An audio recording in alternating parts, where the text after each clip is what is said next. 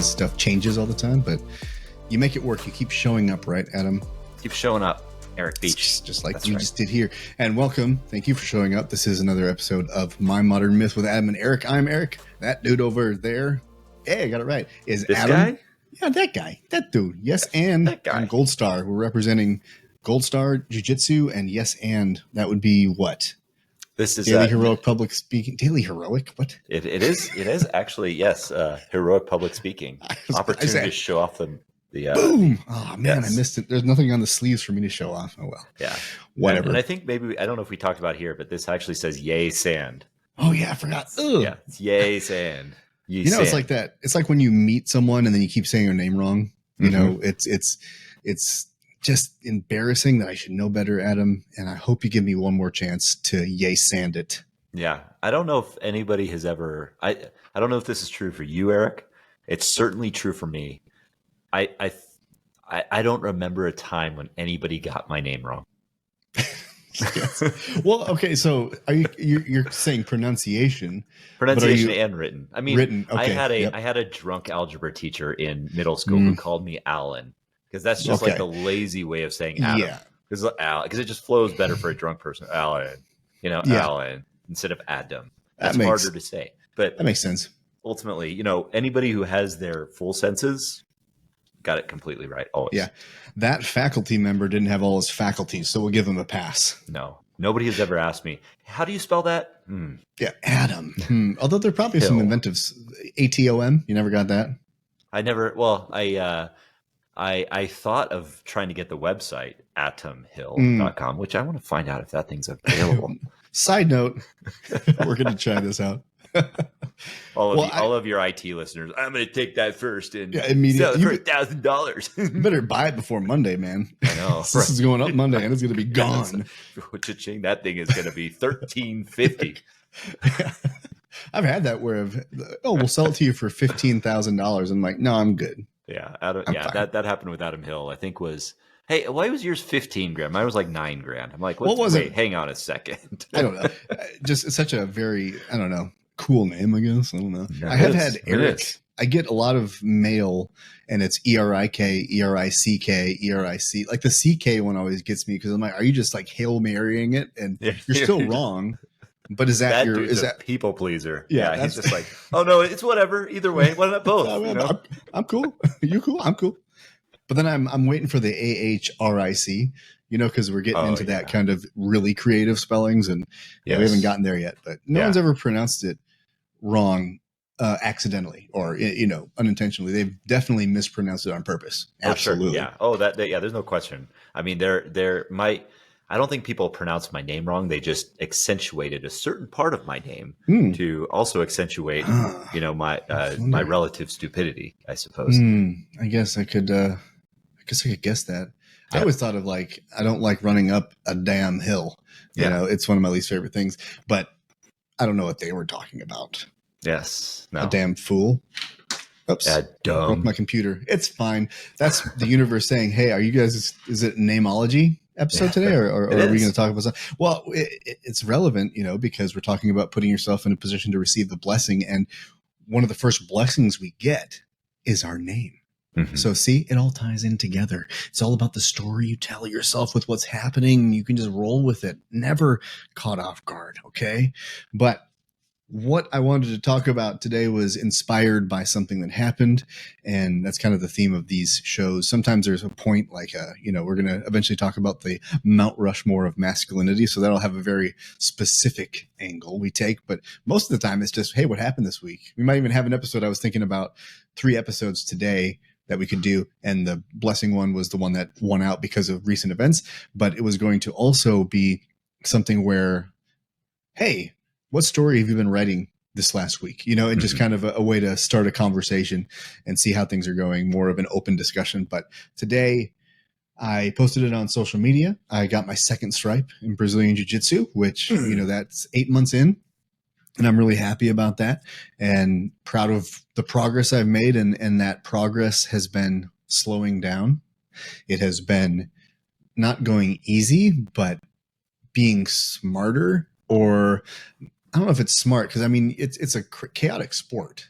So it's not like, oh, I see the game of chess now. I move queen to rook 9 or whatever. You know, it's when you go with That's a really silly good. move. Yeah, that's not even a move, probably. I embarrassed myself, but I did talk to someone about, if you're not willing to put in the work to get better, you just want to be good at it, you should probably not do that. So that's why I don't play chess. It's because I just want to be good at it. I don't want to develop it. I just want to sit down and dominate people. So I don't play chess because I get really mad of my own stupidity. Right. Yeah. Yeah. I'm with you on the chess thing because there doesn't, I mean, you get like an intellectual, I guess for some people, there's this intellectual high that they get just by doing something intellectual. And for me, I don't like to be in competition when I'm trying to expand myself intellectually, I guess. Yeah. And so in those cases, reading or doing things individually are great. But I love, like, with competition, it's just like, yeah, jiu-jitsu or things like that are so much more powerful. For me, karate, it's just, it's great to go in and like look at the idea of just advancing your skill level and proving to yourself that, hey, I can improve from where I was a year ago. Yeah. I was just in a class recently where there was a white belt that was and we did a class, and one of the things I like about it is that black belts are in the same classes as white belts, and they're all working together. And there was a white belt that at the end of the class, the sensei says, well, what do you take from today's class? And the white belt said, well, I'm just amazed at seeing where everybody is. It's kind of intimidating to see where everybody is and how much they've learned. And so when they got to me, and it was just like, well, the thing I took away from that was that comment back there, because I remember thinking that a year ago, and now seeing where I've come, it makes me thrilled to see how much we've advanced and how much we can advance beyond our belief. Mm-hmm. And there's levels to the game. And the funny part about it is, let's say, okay, I'm 5'11", 195 right now. If I have someone that's 5'11", 39 years old, just like me, same body comp in every way, same limb length, same everything is the same, except they're a different person. Mm-hmm. That person, that's ultimately what it comes down to, is that person against me, and they could be at a skill level beyond my comprehension, but it's still the same body. It's the way the mind works through and connects with the moves. That's the only difference. So it's not like I'm in a car race and I just have a stock Toyota Sienna against some Ferrari. Like, there's a clear, you came in with a very souped up machine, but this is the souped up machine at a certain level. There's certainly physical aspects of why you want to train your body for longevity and for enhanced sporting abilities. Like, that's definitely a thing. But if you don't have the mind and the intellect for it, or the understanding and the knowledge over time, you can't use the muscles. You can't use the flexibility to make the things happen. And that's where I really enjoy going with those upper belts, because one, they know what they're doing. Two, because you go with the white belts, and some of them do. And I try to be really cautious, but there's some that's like everything is life and death. And so you're almost trying to weather the storm and trying to let them get tired. And some of them don't get tired, but you're like constantly defending. And I'm not good enough to be able to do what the brown belt does. And then just, okay, you're going to be that way, so I'm going to hold you down. I'm going to tame you like a wild horse. Essentially, right. I'm going to break you because you're freaking out and you're going to hurt somebody. That kind of a thing. I haven't gotten that with a brown or a brown belt or a higher belt. So there's a lot of benefit. And I've been going to this new school and rolling consistently with a brown belt. And it's been so good, because when I'm meeting him, I'm going to show respect, because I know on the onset, this isn't going to be a competition. So that removes that from the equation. Okay, now what I can do is observe what you're doing, because you're so much more engaged in it. You have skills that I don't have. You have thoughts that I can't even think of because I don't know to think of them. So now I'm observing and just trying to take my breath and watch where his hand is pressuring and how I'm off balance here. And that's what he wanted. And he's working, and I can observe this and try to stop some things, and do what I can do. But it's in observing it that I've been learning so much in those roles, and listening to what they do in class and trying to drill it. And it's really improved my game in a lot of ways in a short period of time, where I'm very happy. And that leads into this stripe, the second stripe. And as a white belt, each stripe, it's not like you're a purple belt and you're getting stripes and you're going to become a brown belt. And this is like this really big moment. It's just a progression, but it does mean something because I think it has to. I think we have to define whatever happens in our life, and we have to define that meaning. So things happen and we give it a reason, we give it a meaning. And so every stripe on that white belt, people are like, dude, it's a white belt. Like, get over it. Yeah. You know, we're you're not special. I'm like, no, I'm not. Absolutely. But what is special to me is giving meaning to each one of those stripes. And I'm committed to it because somebody gave me something because they saw something, whether that was time that I put on the mats or skill level progression, that it meant something. It was a black belt putting on this piece of tape, and that's special. Yeah. And what was special, and this was not an advancement of skills, it came off of 2 days of depression. I still get depression. I still get anxiety. I get overwhelmed. And maybe the last time I had it was 2 months ago, but 2 months goes by and I'm like, oh, let's take an inventory. I'm depressed. I get it. I've been here before. Nothing bad's going to happen. Okay, what's going on? What's triggering it? And sometimes I can find something and sometimes I can't. And usually if I find it, it's because I'm not doing something I should be doing. I'm doing something I shouldn't be doing, or I'm acting in a way that isn't authentic me. I'm putting on a performance for somebody, and then that mask is trying to die and let my true self and my true desires come out, not to chase money, not to chase appreciation or affirmation from somebody, but I'm not operating as me. If that's not the case, well, then I'm just mentally, chemically unbalanced. I have a brain injury, and that's a thing that hits me sometimes. And that was that case. And I told my kids, they check in, I check in, I say, hey, nothing could have prevented this. This is not something that you guys did. I'm going to have a quiet day, maybe 2, but I'm going to be okay. We're still going to get stuff done. And I still do the dishes. I still make the bed. I still get them to school. I still teach my children. I still do all of those things just at a lower level. And then I take breaks. I lay down and I take care of myself. I take a bath. I meditate. I do yoga. I do jiu-jitsu. I schedule a meetup with a good friend who's also a black belt in jiu-jitsu. And we talk about life. And I need that talk. I don't tell him, hey man, I'm not doing so good. Can we get a coffee?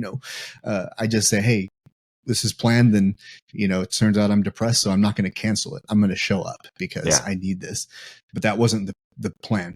And so didn't even mention it to him. We just had a good conversation, and that lifted my spirits a bit and just kept me connected to the world. And then that night I went to jiu-jitsu. This is on, like I said, day 2 of the depression. And great class. I mean, there's something about moving your body in a way that you care about that transforms everything. And it's not forever, but it is a medication that does not cause you harm, and it works. There's something about that physicality that changes the chemistry in your brain.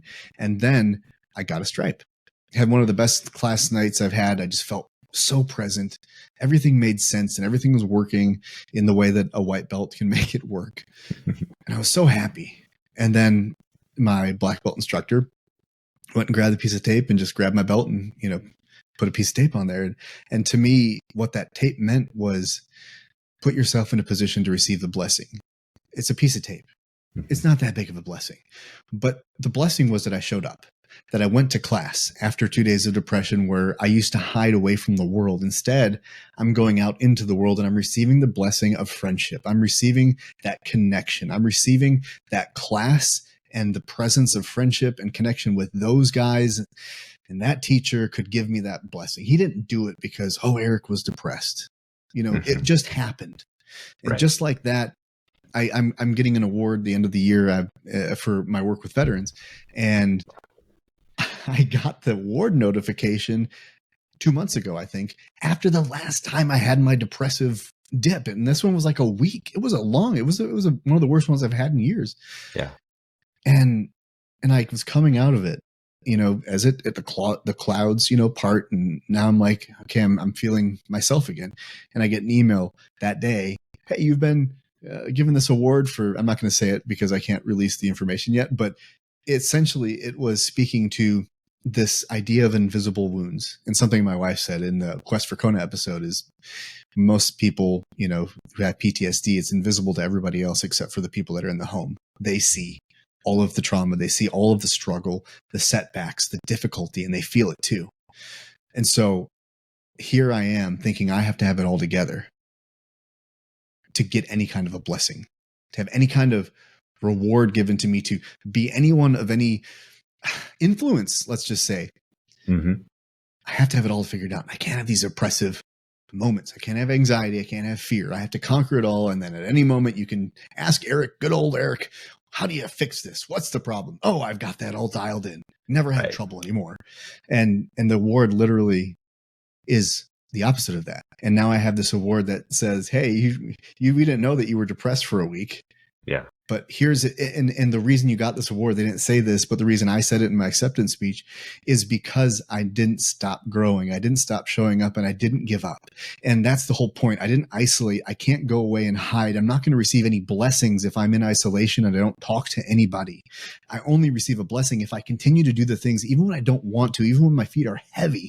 I keep moving forward. I don't cross the Ironman finish line if I give up on the marathon when I wanted to and my feet were bleeding and my kidneys were in pain. When there was knives all over my body, you keep walking, even though you're going to give up, and you keep asking, how much time do I have left? And then someone finally speaks English in France and says, oh, you have perfect position. Just don't stop running. And you don't stop running, and you fall across the finish line, and you receive the blessing, and you're an Ironman forever. Mm-hmm. These things don't happen if we don't keep moving forward. And the affirmation that I received after walking through a week of depression and then never stopping, but slowing down, whether it's awards, helping with PTSD, learning skills in jiu-jitsu, and you want to quit because it's not happening, the only way to guarantee you never succeed and never receive a blessing is if you quit and walk away. And now every time I see these little moments, they're impact moments, I recognize it's not because I'm great. It's because I didn't stop. And so many people stop. And I know you know that too, Adam. Yeah, absolutely. I mean, I still go through it too. I mean, that's why I talk about the idea of flow over fear, which is really freedom over fear.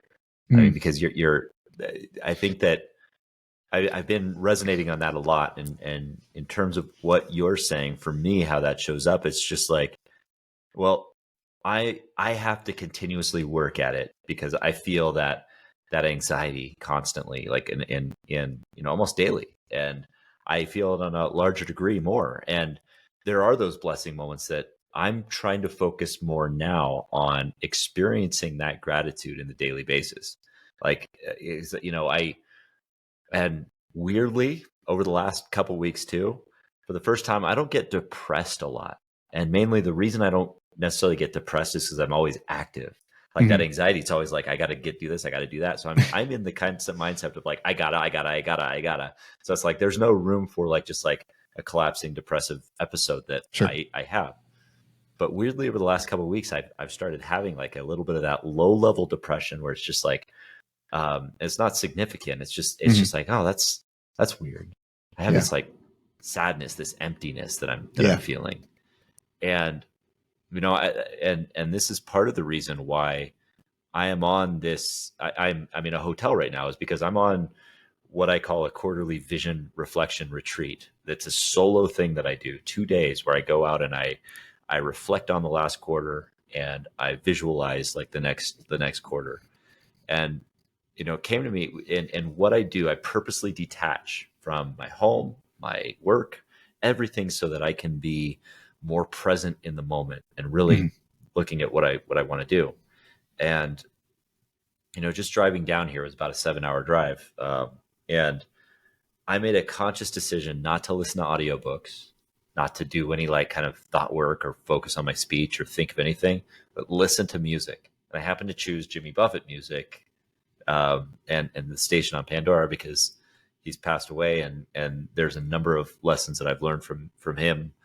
But, I found myself in that presence. I'm like, the blessing that I received just being in that presence was this idea that, wow, just by being here, like as I'm driving down here, listening to this music, which is essentially free, it hits my ears for free. The vocals that come out of my mouth as I sing them are essentially free. And this is the happiest that I've been in months. Like, because I'm present, I'm living in that moment. And I'm thinking of like, the Jimmy Buffett world of like how he talks it, how he promotes that idea. And here I was like, well, why can't I just live that right now instead of like dwelling in the future or dwelling in the past and Yeah. and feeling that. And so I took that moment of just saying like, hey, I'm gonna push the future and the past aside for a second and just be right here. Just be in this moment, listening to this music, driving through New Mexico. And yeah, it's a beautiful moment. It's one of those blessings that occur. I mean, yeah, it's similar in the same vein of just like having that appreciation for, that your second stripe. I feel like there's appreciation in the present for just those blessings that we're gifted in any moment. That's one of those things that you could be cynical. Like you could choose that path and just reduce everything so that you don't feel that sense of appreciation, because you're going to be greedy, or you start to want it more and you're afraid that this person that did this nice thing for you is going to stab you in the back. And you maybe have evidence for that, but I have evidence too. But what I've learned is I have a lot more evidence for why it's important to appreciate the blessing and separate it from the person that blessed you, but to appreciate the action, because people do let you down. People are imperfect and people do hurt people. It's a thing. But the stories that I have where I have been hurt, I've still been able to pull out a lot of lessons of blessing in it, whether it was through the pain and overcoming it. There's a lot that you can do. And to your point, I think in Jungian perspective anyway, there's two disorders. There's either a neurosis or a depressive disorder, and everything falls under those. So it's like anxiety versus depression. I'm leaning more towards depression. I'm a little bit depression. I'm a little bit anxiety. Yeah. Should we start a band? Yeah, we should. That would be fantastic. Yeah. A nice little tangent. But no, the thing with music though too is I've been reading this book called Effortless Mastery, and it talks about a lot of things that I speak and have learned myself. But when you have it from a professional, it sometimes just makes it click, where it validates almost the experience that you've had. And music is one of those things that consistently I can put myself in a position to receive the blessing, because it's I don't want to call it primal, but it's spiritual on some 100%. level. It is so like it's the only thing that I can turn on and transport myself on any given day. And there's many genres based on what I need to experience that day. But I mean, I am grateful for that too. So your observation about listening to music is a very applicable and actionable way to give yourself and put yourself in a position to receive that blessing. And I know that you just had a podcast that I watched and listened to today, kind of about that, where you were talking a bit about a teacher that gave you a blessing, but you had to put yourself in a position to, and that was musical. So could you talk a little bit about that? Oh, absolutely. Yeah. So the individual you're talking about is Joanne Lundy, and she gave me a gift of being my first cello teacher. So before that I had some cello teachers, but I wasn't interested in. She gave me a gift of teaching me in such a way that she was brutally honest, and she was eccentric, but she was also right on the money with a lot of this stuff. It was just like, in that sense, she gave me this instinct of, it doesn't matter like how much you do things, but really focusing on making that moment shine. And as that came from like the analogy that I had in my episode was that I would come to practice, and I would practice through things 10 times, on a certain section of music. I would work through it, and I would come back, and she would tell me, and she told me this one time, and I remember this really clearly. She said that it sounded like I was playing every note, like I was rushing to the next note, like I was like trying to get to the next note and make that one perfect.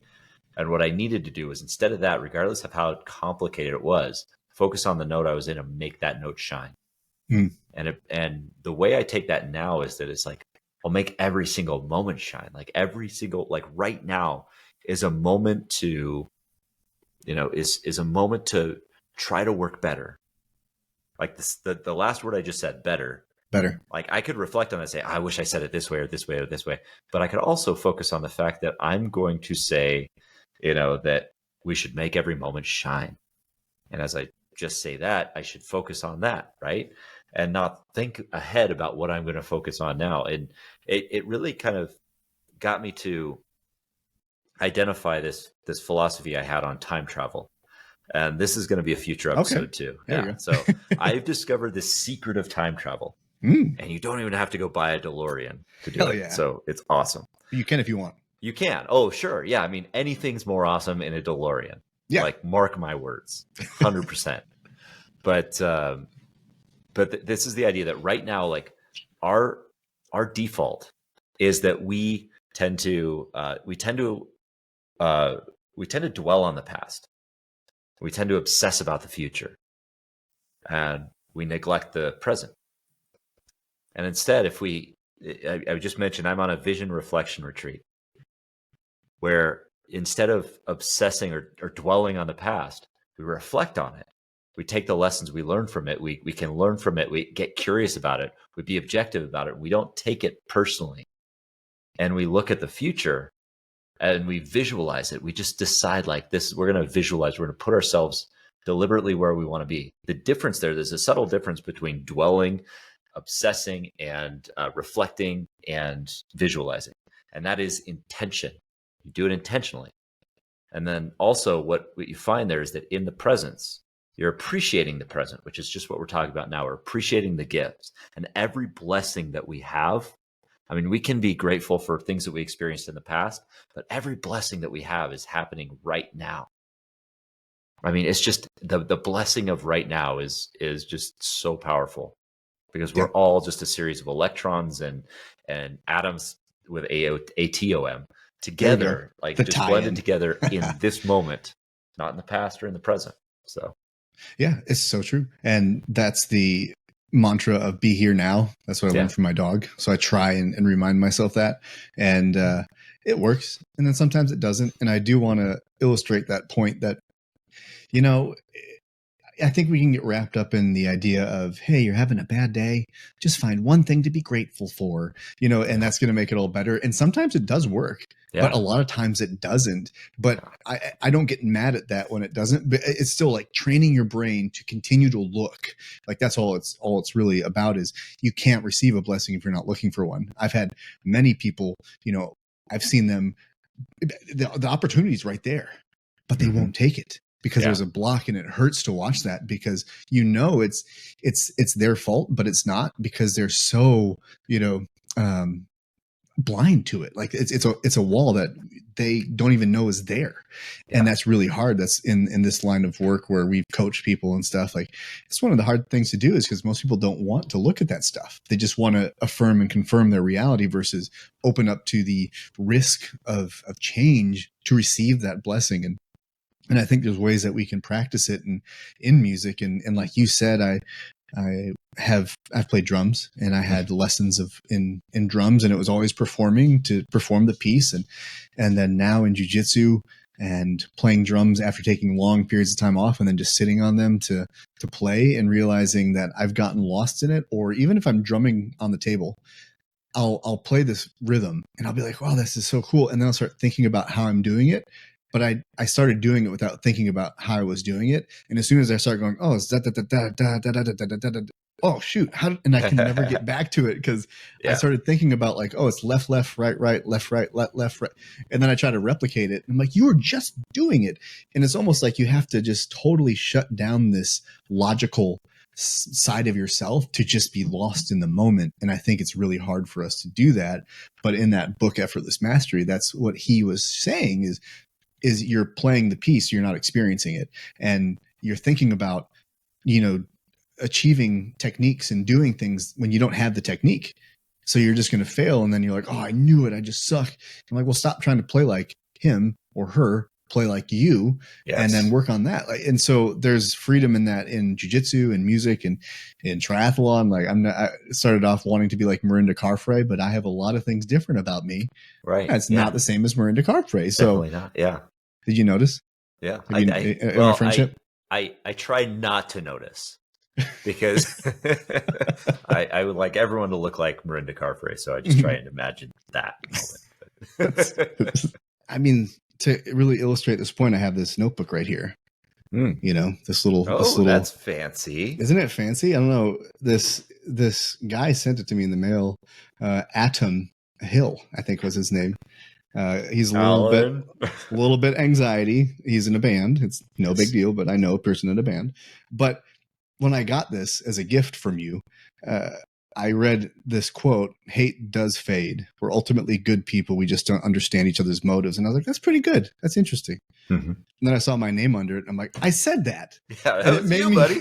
It made me laugh because it's like, I was like, oh, that's clever. Yeah. That's and then you realize the blessing in that is one, the gift, right? Like, yeah. Someone thought of me and I'm like, this is really cool. And I don't think we do that a lot today is think about like that. So I appreciate it. But then the other gift was, you know, in this simple act that you did where you put one of my quotes that, you know, resonated with you. And I'm a person who doesn't find value in myself. Like I'm just trying to be here, be now, and whatever comes out, comes out. And then for you to put that quote and then it's my own quote. There's a blessing in that says, hey, people do find value in you. Mm-hmm. And it's not to give you a big ego, but I think it's important that we express to each other that no, you don't have to be the most famous speaker in the world for you to have value. Yeah. The blessing is the people around us that can say like, no, this impacted me. And then you start stacking those moments and you realize like, this is like the fifth time maybe someone's said, wow, that was good. Or you made a difference. And I'm like, that's a good thing to stack compared to all of the, well, that joke didn't land. And I don't think these people like me and I failed today. And you start stacking those aren't blessings. Those are blocks to blessings. And you start stacking those blessings, those little moments, and you start looking for them and you go, wow, this is really cool. Because if we don't believe we have value to offer this world, well, and it's innate in us, like our value comes from who we are, mm-hmm. then where do we find it? Yeah. We find it in substances. We find it in maybe bad relationships, but it's always outside of ourselves and it's always affirmation seeking. It's validation seeking. And we become addicted to that chase because it's the only way we can get a blessing is if we impress someone enough to get it by our action, not our truth. And that's where it gets to be this really fast burning fuel and mm-hmm. it burns you to the ground. Like it's not the cute, oh, burn down the barn for Ironman. No. This is you failed to make me laugh. And that was the only reason I liked you. So now go home and hate yourself. Cause I lived that. That's why I say it. Cause that was one of my earlier things. Like if I don't make you laugh in this relationship or this friendship, I go home and I think like idiot, so stupid. Like that was so reductive, mm-hmm. but I think we do that a lot. Oh, absolutely. 100%. I mean, I feel that too. And I mean, even in today, when we're building a personal brand here, you're building a podcast, you put yourself out there. And I've experienced this too with my show. Please go see it or please go watch it, Flow Over Fear, because I'm losing audience members slowly right now for some reason. No. And it's driving me nuts. It's this thing. Like, it's like, I'm like, I know I'm putting out decent content. I think I am. Or, and so I get in that like shame spiral of like, I'm not good enough at this. Mm-hmm. I'm not good at this. Nobody's, and to that point about giving a quote, that's one of the things that I want to do to support other creators because I know how hard it is. When somebody comes on and has courage to jump on my show and drop a gold nugget like that, I want to make sure that I'm capturing it. I'm glad I'm capturing it in audio format, and that people have a chance to see it, and that it's reflecting on you too. That you get that, or my other guests get that quote that they say that meant something to me because it did. It's one of those things that lands with me, and I also like to. I mean, I wonder how this resonates with you too, because that idea of a blessing, like. We're talking about the blessings that we receive and we stack them on top of each other. And then we stack them and we're also simultaneously maybe stacking the shame blocks too, mm-hmm, where that are blocking the blessings, where we're like, oh, I'm losing the followers, or my stupid David Goggins post didn't make any, didn't get any likes. And then you're stacking both of those and you're developing expectations around them. And then it's removing the grace aspect. So it's like, do we need grace? Like, and grace being that, meaning that, well, we feel that it's unmerited favor, or it's a gift that's given without expectation. Do we have to experience grace to have the blessing, to experience the blessing? Yeah. Well, the interesting thing about the verbiage we're using is I very much heard put yourself in a position to receive the blessing when I used to go to church. It was a very common thing in the Christian church to say from the pulpit, but it never got dug into. And my wife and I would go, well, what does that mean? Mm-hmm. A lot of people thought it meant you pray and you're just faithful. And I thought faith, well, yes, you have to, but God or the universe wants you doing something. And so putting yourself in a position to receive the blessing to me was continuing to do something to improve yourself. And so for me, the grace comes from self-forgiveness. It almost, the word I would say is grace, but with humility. And one of the things you've taught me is how important it is to laugh at yourself, to not take yourself too seriously. And I think that element has been a huge help for me to seek, because I respect people who can laugh at themselves when they make a mistake in public. Yeah. And I'm like, I'm in my body shrinking. I'm like, oh God, thank God that wasn't me. But they're laughing. And like, how the hell are you laughing? You weren't perfect. And so there's that element of an attitude that I think we need to receive a blessing. Otherwise we'll say, well, it wasn't good enough. Yeah. And then we can't give ourselves grace because we don't have the humility to say like, I'm just another dude, whether like I said, I'm 5'11", 195. So are you, but you're a black belt and I'm a white belt. We're both same people. We both have the same body, but our minds and our body are working different. Yeah. So that at that level, every single person on this earth is the same. We just come in different shapes and sizes, but we're all using our body and our mind to write a story. So what is that story that we're writing? And I've come to the realization that I've had to give myself a lot of grace, but I've also had to use that grace to slow down, to regroup and recover, and then re-engage. And that's been a big thing too, is if you don't ever slow down to assess the foundation on which you're trying to receive a blessing or build your life, you're always going to be teetering on something, and you'll have momentary success. But for me, and I had this really silly moment like you, where I don't have followers. I'm not like an influencer, but I had 1,180 followers, and then I'm down to 171. And I was watching it, and I'm like, what did I change about my content? Do you need more jiu-jitsu stuff? Do you want me to do lessons? And then I'm like, silly. I asked one of my black belt friends, is that like, and he's like, I think that would be a mistake if you start just focusing on everything related to jiu-jitsu, because that takes away for what you're doing and what you enjoy. And I'm like, yes. So we need people in our lives to remind us that, hey, you're in alignment with what you want. So keep going. Otherwise you'll never receive the blessing. And honestly, 700 of those were for Quest for Kona. Right.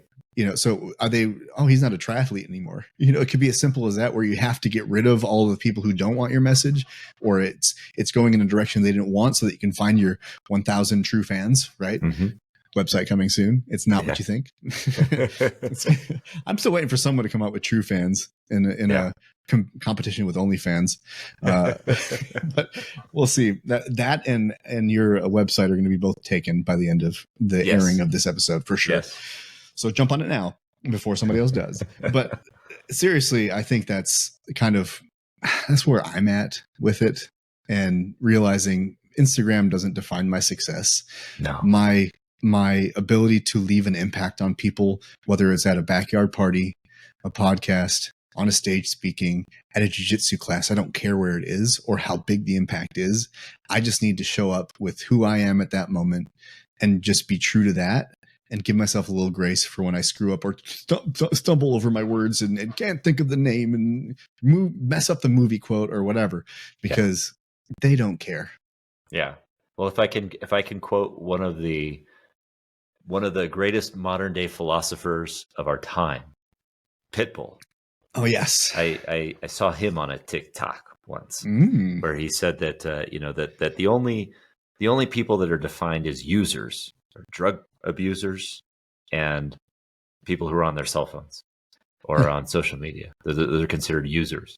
And I actually thought that, joking aside, I think that's pretty profound. I mean, as far as where we're doing, and we fall into that, of course, is just like, the key should not be like chasing the followers necessarily, or chasing that shame. It's just my thoughts on the idea of grace or receiving the blessing. I like your humility idea about that, because what that defines is it's like we're just pursuing life without expectation. And in almost a stoic way, it's just like, there's no expectation, so that when we receive it, it feels unmerited, or it feels like Sure. we're surprised by it, or we're also empowered enough to know that we deserve it. We deserve it because we are enough for it. Yeah. And that's one of the realizations that I've had is that we've, within our own mental health, with anxiety for me, and with fear and everything, I realized that ultimately, that when I'm in it, there's really three ways that I'm experiencing it. It's either due to the root cause of uncertainty, overwhelm, or self-doubt. One of those three is leading to, whatever's happening in my head that's causing me to be fearful, as, non-danger related, of course. But of those, it's just like, I realize that when I'm experiencing those, when I'm living in those, I'm not free.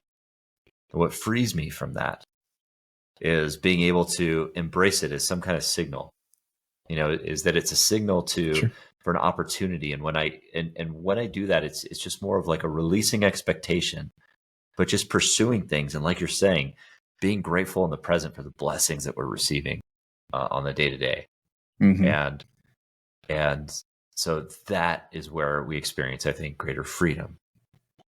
Yeah, I would agree. I think there's a couple things that you hit on in that little moment there where I'm reminded of I can never say this right, Bhagavad Gita. It's Adam Hill. It's Adam Hill. Could you imagine? How did you get Bhagavad Gita out of Adam Hill? Idiot. No, Actually, I take it back. You don't deserve that book. Send it back.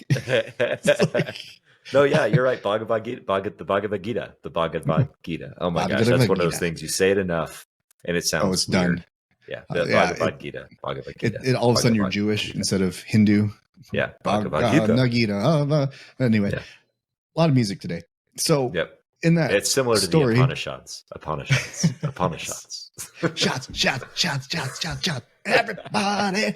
All right, we're bringing it home. That's right. Brother. That's right.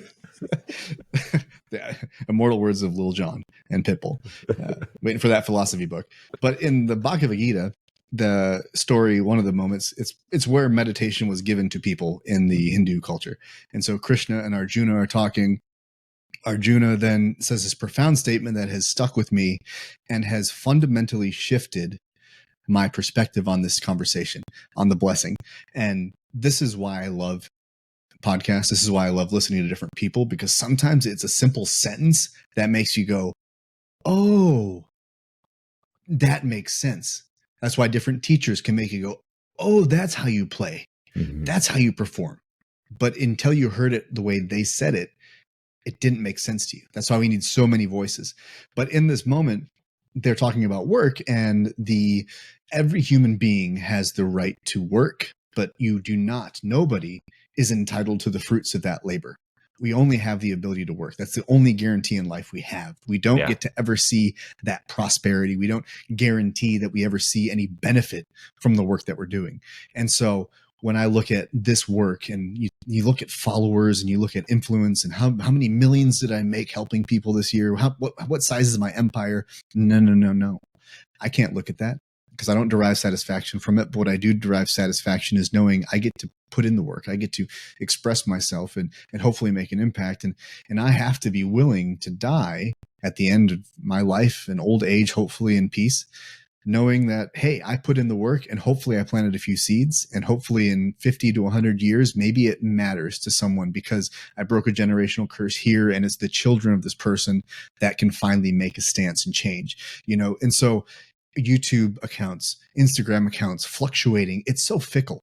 There's algorithms. There's so many things that will limit your fire, limit your passion, which was needed in the world because, there's this group of people that don't even know who we are, but they need what we have to say. And that's true of everyone. Maybe you haven't even learned your message in the truest sense that you have to express it. In the Bible, it said, don't hate small beginnings. I forget who said it, but there was this thing about because you weren't ready for it, or the right people weren't here to receive and ready to receive your message. That was Pitbull, by the way. Oh yeah, that was right. Honey on fire. Ooh, red hot. Classic. The Bible, Bhagavad Gita, and Pitbull. We're on it. But the truth is, we have to be willing to not see the fruits of this labor, which also, modifies how we live this life, but it does make us have to build up more resiliency, I think, in ourselves. And that's where that grace and humility comes in. So we don't take ourselves too seriously. I do these jiu-jitsu reflections, and one of the guys that is on restaurants with me, Billy, he tagged me in the Instagram video and he says, hey, this is a post jiu-jitsu reflection.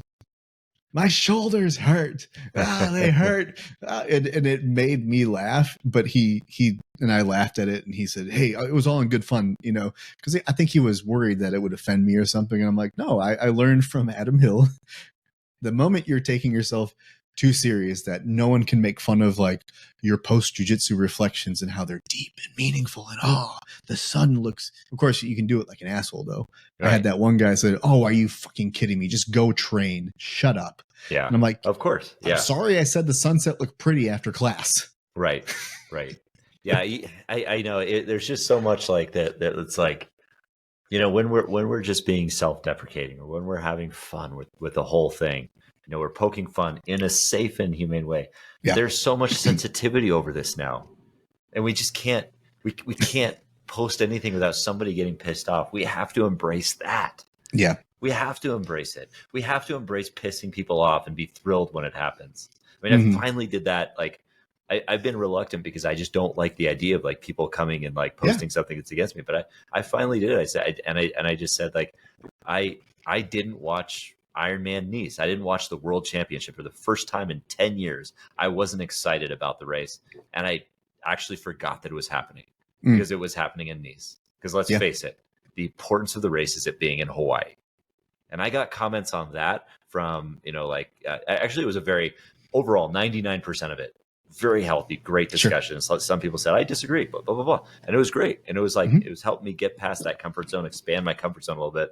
But there were some that were just saying oh, no, you have to respect the people over there. They're still suffering and all this kind of stuff. I'm like, yeah, but wrong island. And there's people saying we shouldn't go over there. It's that's only true on Maui and not the Big Island. But okay, it's just but you get into these things of wow, I just want to correct that person, because they're just they're just spewing this stuff, and it's just it's not true. It's just people have their perspectives, and that's absolutely okay. It's okay. It should be anyway. Yeah, okay, so I saw that post and I disagreed. And I did so, but it made me think. And so the benefit and the problem with people is when you see something you disagree with, whether you vehemently disagree or you're just I don't think I agree with that. It's supposed to allow you to reflect on why you feel the way you do, not why this person, whoever it was, is evil and wrong. And the reason that you think that is because you have a perspective. Like you said, Adam, what was my perspective? It made me think, well, what's my perspective? Well, I raced Nice and you raced in Kona. So, well, that's going to bring something into it, isn't it? That's and right. What? And I forgot it was because it's October. I'm that's my sober date, for Christ's sake. Right. And I'm like, wait, and I was up late and I saw this is Ironman World Championship starting, and it was 45 minutes for the race, and I was like, what the hell? And so I kept it open, and the next day I watched it. Why did I watch it? Because I wanted to see video of the bike course because it meant something to me. Yeah. And when they cover Ironman Nice, they get really crappy reception, but they brought helicopters, they bought the best equipment, and I got to see the whole course and relive it. So it wasn't because it was the championships, it was because they covered an emotionally impactful, deeply transformative experience that I could relive and remember the corners, remember the risks, remember how the feat that I accomplished was so epic from my ability level. Yeah. That's not the average viewer. Yeah. Oh yeah. Well, yeah. And by the way, I mean, I think that's the great thing about like, if you go in with an open mind, and like, I could post that.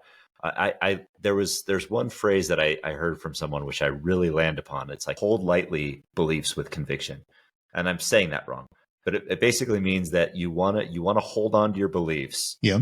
But you want to be willing to have your mind changed. Sure. And that's exactly how I was, because when I posted that, I was convicted in that belief that, yeah, this just isn't, but here's the thing. And when people weigh in with really legitimate and good arguments, and not just like, hey, screw you, because you're F-face, it's like, no, but like that perspective came in, and it was like, well, because somebody chimed in and said, well, what's great is that the bike course, I watched it for the bike course, and the bike course was amazing. I'm like, no, that's a good point. Because the Hawaii bike course is boring as hell. The marathon's exciting to watch. Yes. But the bike course in Nice had to be incredible. And from the perspective of Europeans having to fly out here and seeing that, there's a perspective on that. So we can expand our minds. We can open our minds by holding beliefs firmly but lightly. That's the way it is. Holding beliefs firmly but lightly. Right. I call it, are you willing to die on this hill? Yeah. Yeah, that's an idea for a podcast if you want to get real controversial. Sure. Yeah. With Adam Hill. But here, this is, I mean, you don't have to look at it, my horrible handwriting, but it says France, but it says Francu, I think. But those are timestamps for epic parts of the race that I remember. So I could go back and look on YouTube at those moments and relive them, because it was really meaningful to me to do that. That's awesome. But at the same time, I didn't qualify for Kona. I never qualified for the world championship. So for me to get to Kona, that's where the magic is in a lot of ways. And it brought up my question to myself. And, they built Ironman. Now we're getting off the tangent of blessings, but this is relevant. So the magic of Ironman was built either to the detriment or the benefit of the sport and its growth. I don't know this answer. They built it around Kona. It started there, and then it became this yearly thing, and then it expanded to other places, but it always came back to Kona. And so there's this mystique around it.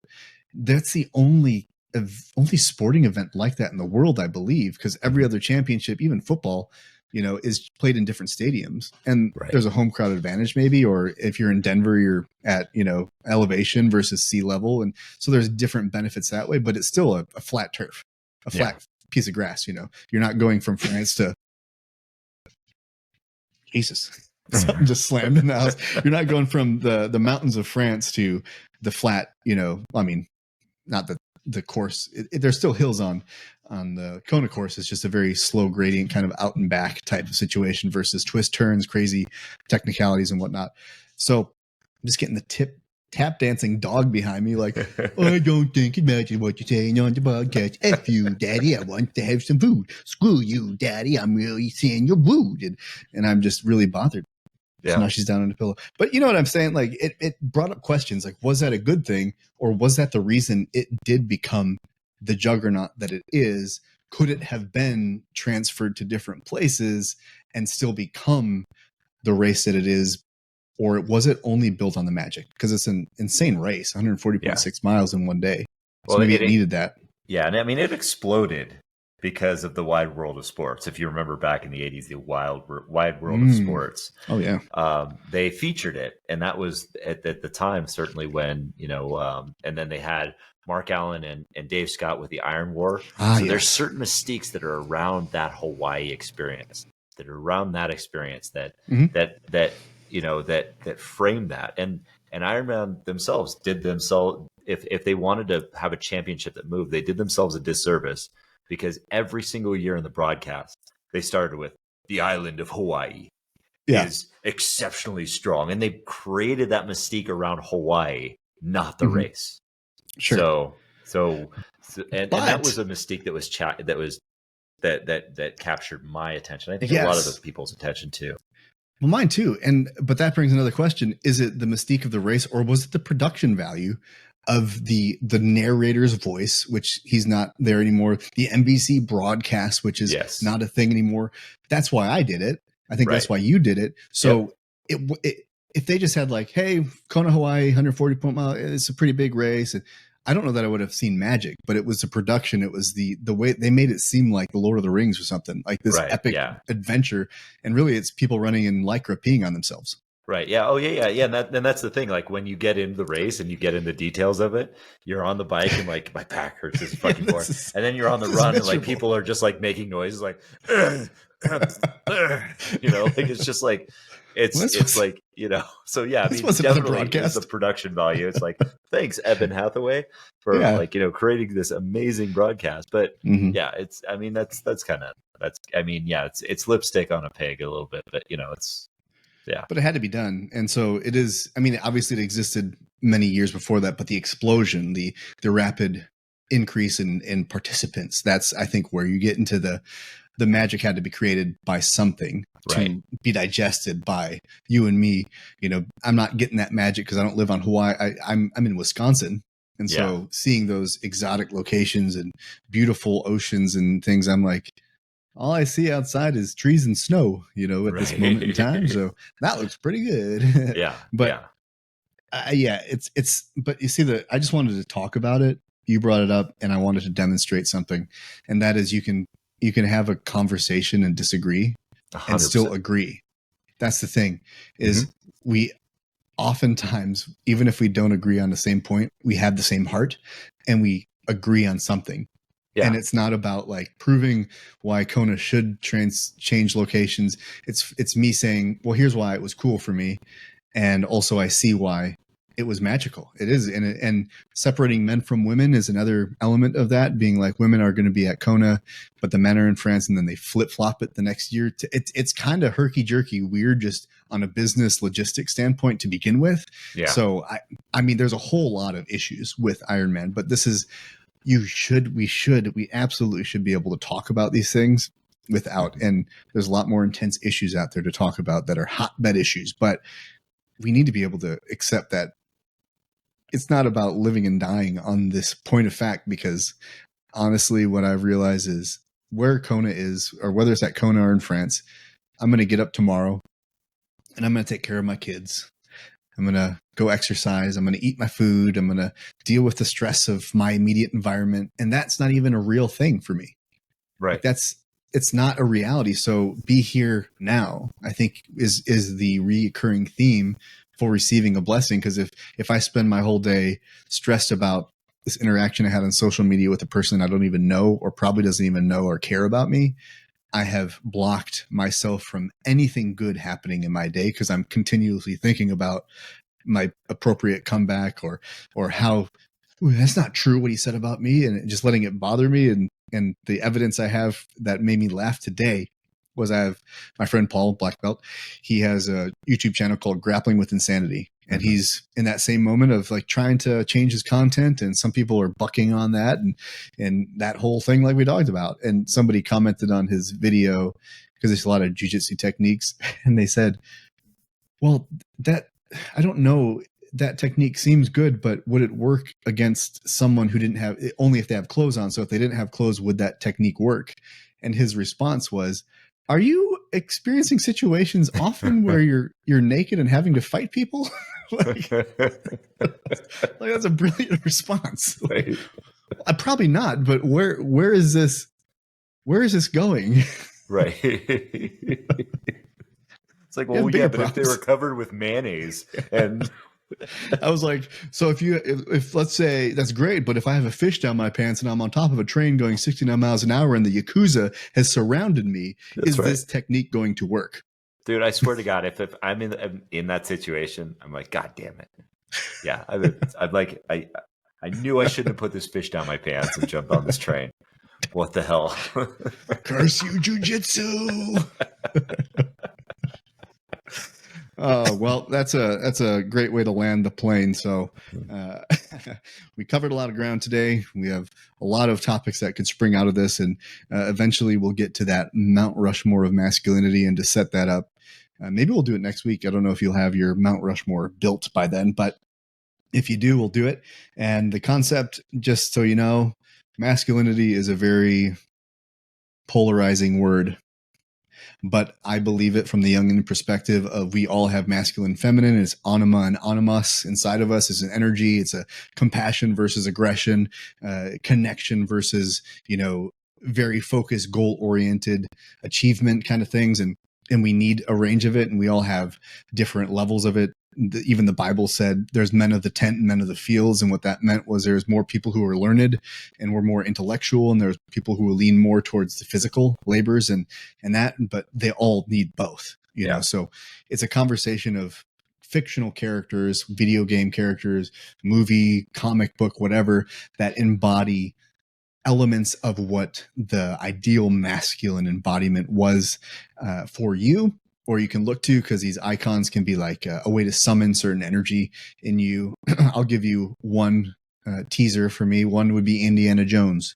This is partly because of anthropology and adventure, and that heroic kind of just wild and crazy element, but tied to archaeology, tied to spiritual mysteries and things like that, and to fedoras.